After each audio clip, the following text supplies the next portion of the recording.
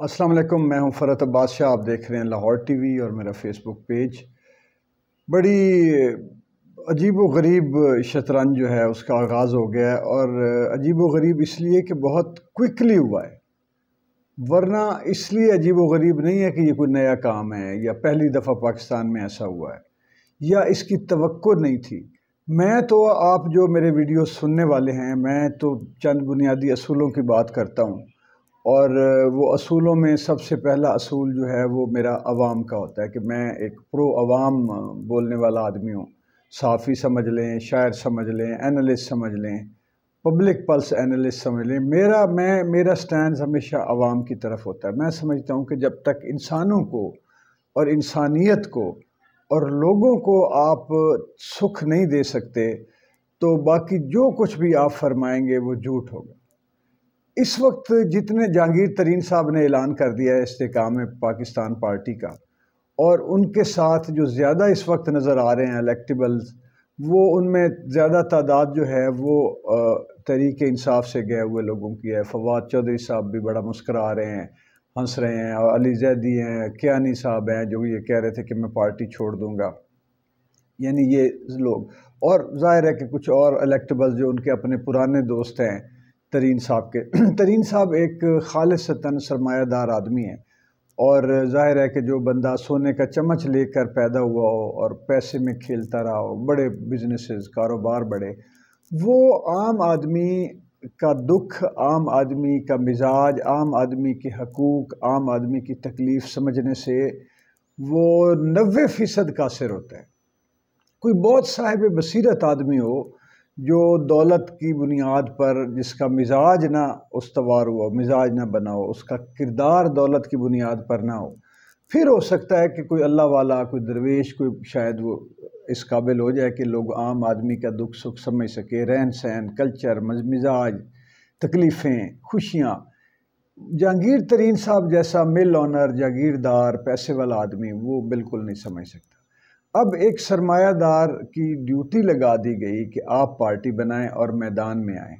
اور میں آپ کو یہ بھی بتا دوں کہ مجھے یہ لگتا ہے کہ ابھی کچھ لوگ یہ کہہ رہے ہیں کہ اس کا مطلب ہے اگلا وزیر اعظم جو ہے وہ جہانگیر ترین ہوگا. نہیں،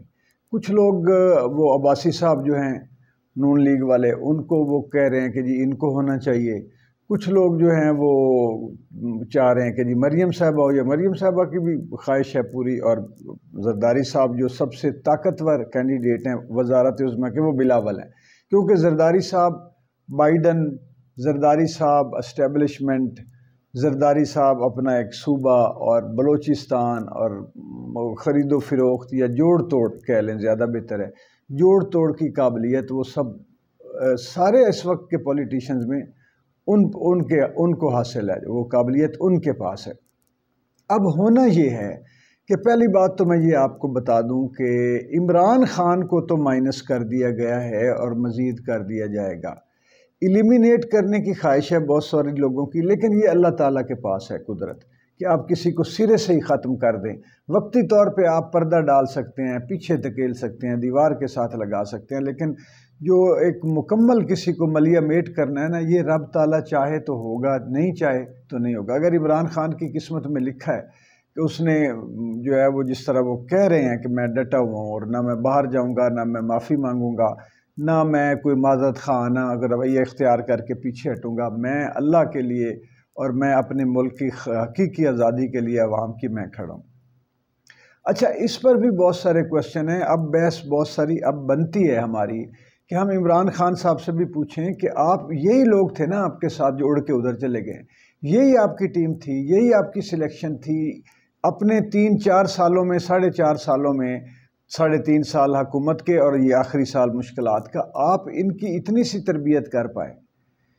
میں کہتا ہوں بڑی مشکلات آئی ہوں گی، گھریلو دباؤ آئے گا اور بڑی بلیک میلیں ہوگی، لیکن یہ لوگ کہیں سے ویسے بھی ہمیں نظریاتی تو نظر ہی نہیں آتے. یہ بھی تو کوئی سرمایہ دار تھا، کوئی چودھری تھا، کوئی شاہ تھا، کوئی لینڈ لارڈ تھا، یہ سارے آپ نے لوگ جو اکٹھے کیے ہوئے تھے، یہ وہی کچھ تھے جو اب ادھر چلے گئے ہیں، یہ ادھر بیٹھے رہے. یہ تو سارے وہی تھے. تو اب عمران خان صاحب اس لیے تنہا رہ گئے ہیں کہ میں نے پہلے دن، آپ جب ان کی حکومت آئی تھی، آپ میری پرانی ویڈیوز کو یوٹیوب فیس بک پر جا کے دیکھیں، میں نے کہا کپتان ٹیم سلیکٹ کرنے میں غلطی ہوگی آپ کی۔ بہرحال جو بھی ہوا وقت سکھاتا ہے، اب یہ ان کی تربیت کا پیریڈ ہے، اللہ تعالیٰ کرے کہ ان کو یہ موقع ملے دوبارہ آنے کا اور وہ یہ غلطیاں نہیں دہرائیں گے انشاءاللہ۔ صورتحال یہ ہے کہ اس وقت آپ یہ آپس میں لڑیں، چاہے یہ آپس میں چاہے جھگڑا کریں، آپ یہ جو جتنے پی ڈی ایم اور یہ جو باقی اس وقت دھڑے بن رہے ہیں، ٹوٹ رہے ہیں، سارا یہ بنیادی طور پر مقتدر طبقہ اسے ہی کہتے ہیں، جس میں اسٹیبلشمنٹ ہے پاکستان کے اندر، اس کے بعد یہ الیکٹیبلز، جاگیردار، سرمایہ دار، دھڑے باز جو صرف الیکشن اس لیے لڑتے ہیں کہ زیادہ سے زیادہ گلیاں سڑکیں بنوا کے ہم اقتدار میں رہنا ہے، اور اقتدار میں آ کے وہ اپنے مزے کرتے ہیں، اپنے آپ کو ہر طرح کا سکھ پہنچاتے ہیں۔ تو یہ وہی ہیں، کوئی اس میں ایک بھی آدمی جس کے اندر دل کے اندر یہ درد ہو کہ میں نے پاکستان کی عوام کی خدمت اور ملک کو ترقی اور مضبوطی کے رستے پر آگے لے کر بڑھنا ہے، میرے نزدیک ایک بھی آدمی ان میں سے موجود نہیں ہے، جتنی پارٹیاں بن رہی ہیں اور کھڑی، یہ سب مقتدر طبقہ ہے، ایک طرف عوام ہے، ایک طرف پاکستان ہے، اور ایک طرف یہ طبقہ ہے۔ اچھا ہوتا یہ ہے کہ یہی طبقہ عوام کو ہمیشہ مائنس رکھتا ہے، عوام ان کے نزدیک کتے بلے بھیڑ بکریاں کی طرح ہوتے ہیں، ادھر سے ہانکا دیا ادھر دوڑا دیا، ادھر سے ہانکا ادھر دوڑا دیا، جھوٹ بول کے، فریب کر کے، فراڈ کر کے، دھوکہ دے کے کوئی چکمہ دے دیا۔ صورتحال یہ ہے۔ تو اس وقت عمران خان صاحب جو اس شطرنج کے ایسے وہ مورے کے طور پہ، یعنی چیک آ گیا ان کو چاروں طرف سے، لیکن یہ چیک جو ہے آخری بات نہیں ہوتی، یہ چیزیں بھی سمجھ لینا چاہیے۔ تاریخ جو ہے، اب میں آپ کو جو بڑی ایک سنجیدہ بات بتانے جا رہا ہوں کہ تاریخ میں یہ ایب اینڈ فلو، اتار چڑھاؤ یہ آتے ہیں۔ اصل بات یہ ہوتی ہے کہ کسی قوم کے اندر یا لوگوں کی بڑی تعداد میں کیا سپرٹ کیا پیدا ہو گئی ہے، ان کے اندر بیج کیا بو دیا گیا ہے، اور ان کو کیا شعور آیا ہے، کیا سمجھ آئی ہے کہ حالات کیا ہوتے ہیں، یہ مقتدر طبقہ کیا ہوتا ہے، یہ مشرف صاحب کے دور تک، بلکہ میں یہ کہوں گا کہ عمران خان صاحب کے اپنے دور تک عوام کے اندر یہ چیز جو ہے وہ اجاگر نہیں ہوئی تھی کہ کیا ہوتا ہے، پارٹیاں ٹوٹتی کیسے ہیں، جیلوں میں کیسے بھیجا جاتا ہے۔ یہ جو نئے لوگ ہیں، نوجوان ہیں ہمارے بچے، ان کو نہیں پتہ تھا کہ ہم ان پہ چڑھ دوڑیں گے فوجی تنصیبات پر، شہداء کی یادگاروں پر، تو وہاں سے کس طرح کا رد عمل آ سکتا ہے۔ جس طرح یہ آیا، اس طرح فارمیشن کمانڈرز کی جو کانفرنس ہے ان میں بڑا شدید رد عمل آیا، اور انہوں نے کہا کہ ہم پیچھے نہیں ہٹیں گے۔ پیچھے ہٹنے سے مراد یہ ہے کہ ہم جو اس منصوبے میں شامل ہوا ہے، اس طرح چڑھ دوڑنے پر، سرکاری املاک پر، فوجی املاک پر، شہداء کی املاک پر، میں تو کہوں گا وہ ان کو نہیں چھوڑا جائے گا۔ اس کی وجہ یہ ہے کہ یہ اگر رواج پڑ جائے فوج کے سامنے آنے کا، تو آج 10 آئے ہیں، 1000 آیا ہے، لاکھ آیا ہے، کل 20 لاکھ آ جائے گا۔ تو وہ مثال کبھی بھی نہیں یہ بننے دیں گے، اور انہوں نے سختی سے اس کا جو ہے وہ رد عمل ابھی دینے کا کہا بھی ہے، دیا بھی ہے، اور آگے دیں گے بھی۔ عمران خان صاحب جو ہیں وہ ان کو جو ہے وہ اپنی جگہ پر وہ یہ سمجھتے ہیں، اور وہ میرا بھی یہی خیال ہے کہ وہ ذاتی طور پر نہ کسی کو قتل کرنے میں ملوث ہو سکتے ہیں، نہ اپنی فوج کے خلاف کوئی کام کرنے پہ، ذاتی جنرلز کے ساتھ ان کی لڑائی جھگڑا، یہ ذاتی نوعیت کچھ بھی ہو، وہ تنقید اپنی جگہ ہے،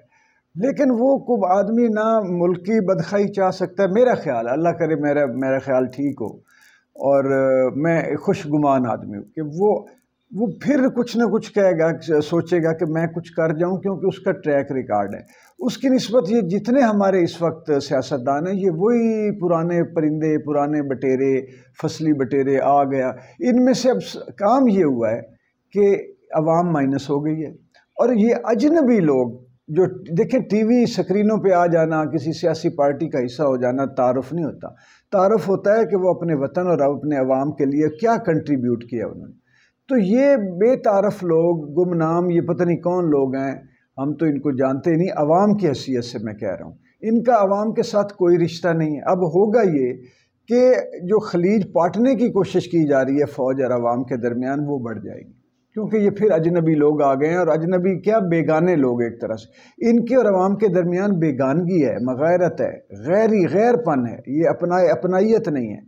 اب ہوگا یہ کہ عوام کے دلوں میں ایک مزید یہ چیز تاثر قائم ہو جائے گا کہ یہ اسٹیبلشمنٹ نے ہمارے ساتھ پہلے عمران خان کو ہٹا کے ان چوروں لٹیروں کو لائے جن کے بارے میں انہوں نے خود کہا ہوا تھا کہ چور اور لٹیرے. اس کے بعد پھر اگلا کام یہ انہوں نے کیا کہ آئین میں جو الیکشن یہ وہ فلاں عدالتیں وہ سارا کچھ ہمیں ملیہ میٹ ہوتا نظر آیا. اور اب یہ استحکام پاکستان کے نام پر ایک انہدام پاکستان، جو بھی میں کسی کی پڑھ رہا تھا پوسٹ کہ جی انہدام پاکستان کے لیے مزید یہ ٹولہ ایک اکٹھا کر کے ہوگا یہ کہ کوئی چاہے نہ چاہے یہ جیت بھی جائیں گے. لیکن مجھے یہ لگتا ہے کہ یہ سٹرونگ اپوزیشن کے طور پہ آئیں گے. جہانگیر ترین صاحب یہ اس طرح اقتدار میں نہیں آنے لگے، وزیر اعظم بننے کا میرے نزدیک مجھے لگتا ہے کوئی چانس نہیں. سٹرونگ اپوزیشن اس لیے ہوگی کہ اگر کل کو بلاول آتا ہے تو وہ بھی لٹکتا رہے تلوار سر کے اوپر، اور اگر کوئی عباسی صاحب یا کوئی اور آ جاتا ہے تو ان کے سر پہ تلوار لٹکی ہوئی موجود ہو جس طرح عمران خان کے سر پر تھی. ہوگا اس میں یہ کہ دوریاں مزید پیدا ہوں گی، اور عوام اب عام آدمی کو جو زبان مل گئی ہے سوشل میڈیا پہ وہ خاموش ہونے والا نہیں. یہ میں آپ کو بتا دوں کہ وہ کوئی چپ نہیں ہونا، انہوں نے کوئی خاموشی نہیں ہوگی، کوئی آرام سے نہیں بیٹھے گا. تبصرے بھی ہوتے رہیں گے، گفتگویں بھی ہوتی رہیں گی جو مزید ذہنوں کو، ادھر مہنگائی کا پریشر بڑھے گا، بے روزگاری بڑھے گی، اور ادھر یہ تبصرے جو ہیں یہ لوگوں کو اور فوج اور عوام کے درمیان فاصلے پیدا کریں گے. اسٹیبلشمنٹ کو یہ چاہیے کہ فوکس اب عوام پہ کرے، اور کوئی اس طرح کا کریں کہ عوام کے دلوں میں ان کی محبت پیدا ہو، کوئی کام اچھے، کوئی مہنگائی ختم ہو، کوئی سکھ کا سانس، کوئی روزگار کے لیے اس طرح کا کوئی بڑا کام ہوگا. اور وہ ہو بھی، اگر آتا بھی اسٹیبلشمنٹ کی طرف سے کوئی اچھا کام، تو وہ ایک تھوڑا سا کچھ لوگوں کو، میرے جیسے لوگوں کو مزید اس طرح بولنے کی بھی وہ ملے گی، ایک طرح سے گنجائش ملے گی، مارجن ملے گا، اور لوگوں کے دلوں میں پھر یہ گیپ کم، یعنی گیپ اگر کم کرنا ہے تو یہ لوگ اور حکومت کی تبدیلی عمران خان کو دبانا کافی نہیں ہے. گیپ ہوگا محبت سے، ترقی سے اور حقیقی استحکام سے. آپ تب اس میں اگر کمنٹ کوئی کریں گے، آپ کو اختلاف ہے، یہ اتفاق ہے میری رائے سے کہ میں سمجھتا ہوں کہ عوام جب تک سکھ میں نہیں آتے، ملک جو ہے یہ کوئی حکومت آ جائے، کسی کو اقتدار میں لے جائیں، عمران خان بھی کیوں نہیں، اسٹیبلشمنٹ کا کوئی مورا ہی کیوں نہیں، نون لیگ ہی کیوں نہیں، جب تک عوام کو سکھ نہیں آتا حالات بدلنے والے نہیں ہیں. اس پہ آپ مجھے ضرور رہنمائی کریں، کمنٹ کریں، تاکہ میں اگلا ویلاگ جو ہے وہ اس حوالے سے آپ کے کمنٹس کے حوالے سے کر سکوں. بہت شکریہ.